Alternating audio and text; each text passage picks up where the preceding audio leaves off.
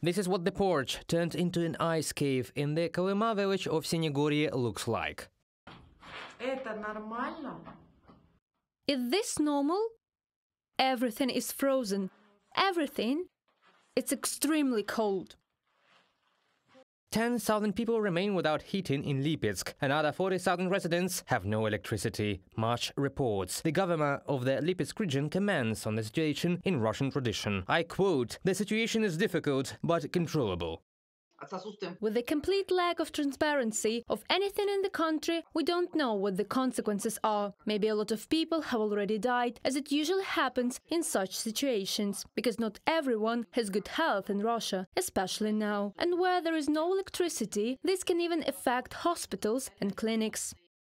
On January 11th, a major utility accident occurred in Novosibirsk, as a result of which about 400 buildings were left without heating. Residents of dozens of multi-story buildings on the left bank of the city have been left without heating for almost a week, reports Sibir Reali. The temperature outside reaches 20 degrees below zero.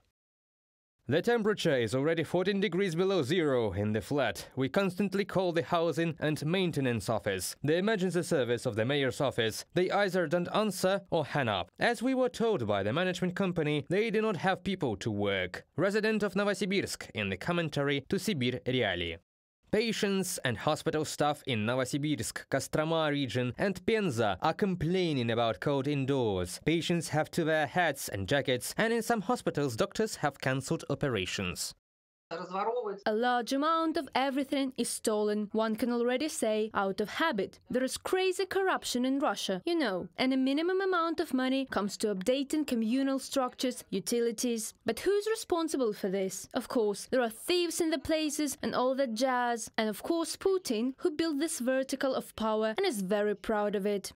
Residents of several settlements in Karelia are also freezing without heating, and Sergei Shoigu's department is to blame for this. As Abos.ua reports, citing its own sources, dozens of boiler houses in Karelia are operated by units of the Housing and Communal Services Department, subordinate to the Russian Ministry of Defense. There they decided to save on solid fuel, and instead of firewood they purchased waterlogged frozen coal dust. Officials of Karelia recognize the problem with freezing risers and offer residents to insulate their basements and pipes themselves. Due to endless outbursts and failures of heating communications, several criminal cases have already been opened in Russia. But this does not save the situation. After all, the money that could have gone, including to replace old pipes, is used to finance the war against Ukraine. Forbes calculated that the shelling of Kyiv on January 2nd alone cost Moscow $620 million.